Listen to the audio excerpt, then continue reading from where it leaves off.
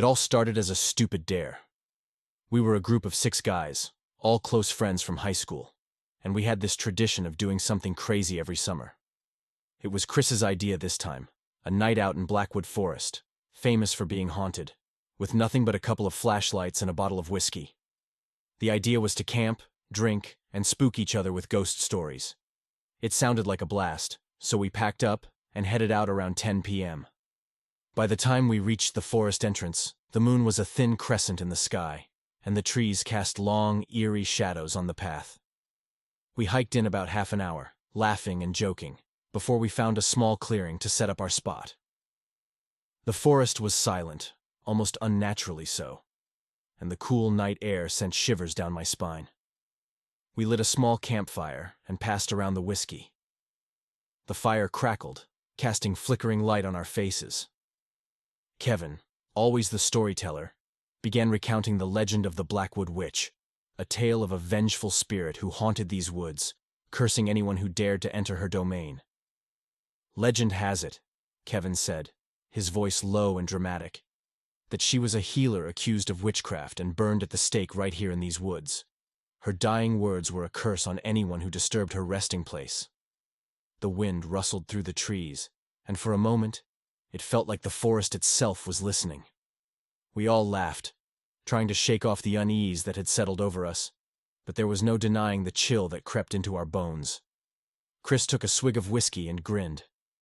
Witches, ghosts, it's all bullshit. Let's see if we can find this so-called haunted spot. He stood up, grabbed a flashlight, and dared anyone to join him. Jared, Mark, and I exchanged glances. None of us wanted to be the one to chicken out, so we all stood up, grumbling and joking to hide our nerves.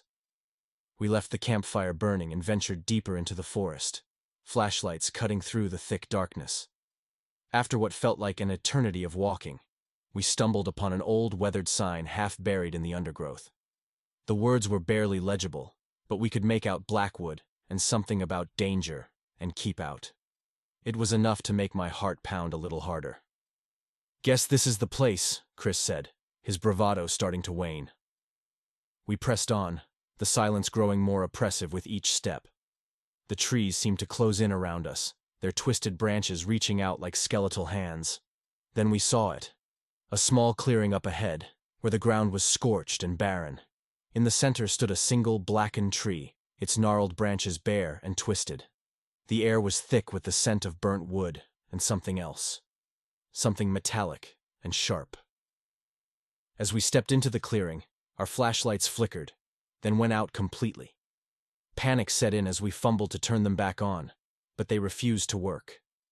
The moonlight barely pierced through the canopy, casting an eerie glow on the blackened tree. That's when we heard it, a low, guttural whisper that seemed to come from all around us. "Leave. Now." The voice was neither male nor female, human nor animal, and it sent shivers down my spine. We stood there, frozen, too scared to move or speak. The whisper came again, louder this time, filled with malice and anger. "Leave. Or suffer." Chris was the first to snap out of it. "Let's get the hell out of here," he yelled, his voice cracking. We turned and ran, stumbling through the darkness, branches slapping our faces and roots tripping us up. But as we fled, I glanced back and saw something that still haunts me. A figure standing by the blackened tree, cloaked in shadows, its eyes glowing a sinister red. We ran like hell, not caring where we ended up as long as it was away from that clearing. The forest seemed to stretch endlessly, and it felt like the trees were shifting around us, trying to trap us within. I was at the back of the group, trying to keep up with Chris and the others, but the darkness made it difficult. After what felt like hours, we finally burst out of the dense thicket into another clearing. We collapsed to the ground, gasping for breath, our faces slick with sweat. The moonlight was a welcome sight, illuminating the area with a silvery glow. "What the hell was that?" Mark panted, his face pale and eyes wide with fear. "That was bullshit," Chris spat, though his bravado had completely vanished. He looked as scared as the rest of us. Kevin was hunched over, hands on his knees. "Guys, we need to go back to the campfire, get our stuff, and get out of here. Agreed, Jared said, his voice trembling. I don't want to spend another minute in this godforsaken forest. We managed to pull ourselves together and headed back the way we came, trying to retrace our steps. The forest was eerily silent again, except for the occasional rustling of leaves. Our flashlights still wouldn't work, so we relied on the faint moonlight to guide us. As we walked, a strange feeling crept over me, a sense that we were being watched. I glanced around, but all I could see were shadows and the twisted shapes of trees. The others must have felt it too because we picked up the pace, eager to get back to the relative safety of our campfire. When we finally reached the clearing where we had set up camp, our hearts sank. The fire had gone out, and our belongings were scattered around as if someone, or something, had rifled through them.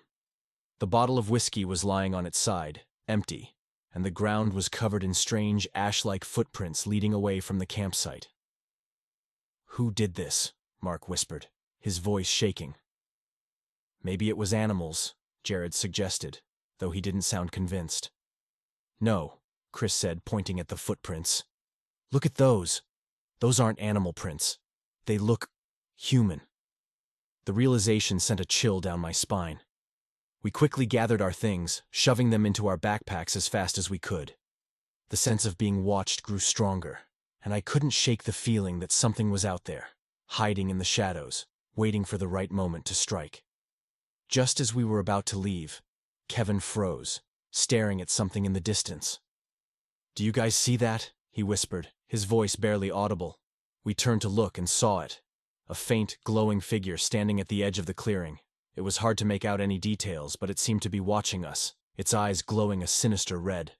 "Run!" Chris yelled, and we bolted out of the clearing, not caring which direction we were heading as long as it was away from that thing. We crashed through the underbrush, the branches clawing at us like fingers trying to pull us back. As we ran, the forest seemed to come alive with whispers and strange noises. I could hear footsteps behind us getting closer and closer. My heart pounded in my chest, and my legs burned with the effort of running, but I didn't dare stop. We burst out onto a narrow dirt path, and for a moment, I thought we were safe. But then, the whispers grew louder, and the air grew colder, as if the forest itself was closing in on us. The path twisted and turned, and no matter how far we ran, it felt like we were going in circles. Suddenly, Jared tripped and fell, crying out in pain. We stopped to help him up, but he pointed ahead, his face pale with terror. "Look," he said, his voice trembling. In the distance, barely visible through the trees, was the blackened tree from the clearing. We had somehow ended up back where we started. Panic set in as we realized we were back at the blackened tree. The air was thick with the scent of burnt wood and that strange metallic odor. The whispers grew louder, more insistent, and I could feel the malice in every syllable. "We need to get out of here," Chris said, his voice strained. "This place is cursed." "No shit," Mark muttered, helping Jared to his feet. Jared's ankle was twisted, and he could barely walk. We supported him as best we could, but we knew we had to keep moving. We turned to leave, but the path we had come from seemed to have disappeared. The trees had shifted again, blocking our way. The only way forward was deeper into the forest, away from the blackened tree. Reluctantly, we moved on, hoping to find another way out. The forest grew denser, the trees closer together, their branches intertwining like skeletal hands. The whispers followed us, growing louder and more frantic, but we couldn't understand what they were saying. It was like a chorus of voices speaking in a language none of us knew. Suddenly, the temperature dropped, and we could see our breath in the air. The ground beneath our feet turned muddy, and we stumbled over roots and fallen branches. The trees seemed to press in on us, their gnarled branches reaching out like claws. Kevin, who was leading the way, suddenly stopped and pointed ahead. "Do you see that?" he whispered. We squinted into the darkness and saw a faint light in the distance. It flickered like a candle, casting long shadows on the trees around it. Desperation drove us toward the light, hoping it was a way out, or at least a place to rest. As we got closer, we saw that the light was coming from an old, dilapidated cabin. The windows were broken, and the door hung off its hinges, creaking in the wind. The light was coming from a single, flickering candle inside, casting eerie shadows on the walls. We approached the cabin cautiously, our instincts screaming at us to turn back. But we were exhausted and scared, and the thought of finding shelter, even in this creepy place, was too tempting to resist. Chris pushed the door open, and it creaked loudly, echoing through the silent forest. Inside, the cabin was as dilapidated as the outside, with broken furniture and cobwebs covering every surface. The candle sat on a rickety table in the center of the room, its flame flickering wildly. "Hello?" Chris called out, his voice trembling. There was no answer, just the oppressive silence of the cabin. We stepped inside, the floorboards creaking under our weight. The air was thick with dust and the scent of decay. I felt a shiver run down my spine as we gathered around the table, trying to warm our hands by the feeble candle flame. "This place gives me the creeps," Mark said, his eyes darting around the room. "But at least we're out of the forest for now." Kevin nodded, but his expression was grim. "We can't stay here long. We need to figure out how to get out of these woods." As we debated our next move, the whispers began again, louder and more urgent than before. They seemed to be coming from the walls, the floor, even the air around us. The candle flickered wildly, casting twisted shadows on the walls. "We need to leave," I said, my voice barely above a whisper. "This place is wrong." Before anyone could respond, the door slammed shut with a deafening bang. We jumped, our hearts racing, and turned to see the shadowy figure from the forest standing in the doorway. Its eyes glowed a sinister red, and it seemed to be watching us with malevolent intent. "Get out," it hissed, its voice a chorus of whispers. "Leave this place, or suffer." The room grew colder, and the shadows seemed to stretch and twist, reaching out toward us. The figure took a step forward, and we backed away, terror gripping our hearts. Suddenly, the candle went out, plunging us into darkness. The whispers grew louder, filling the room with their frantic chorus. We fumbled for our flashlights, but they still wouldn't work. Panic set in as the figure advanced, its eyes glowing brighter in the darkness. "Run!" Chris yelled, and we bolted for the door, shoving past the figure and out into the night. We ran blindly through the forest, the whispers chasing us, the cold air biting at our skin. We stumbled through the underbrush, desperate to escape, but the forest seemed to close in around us.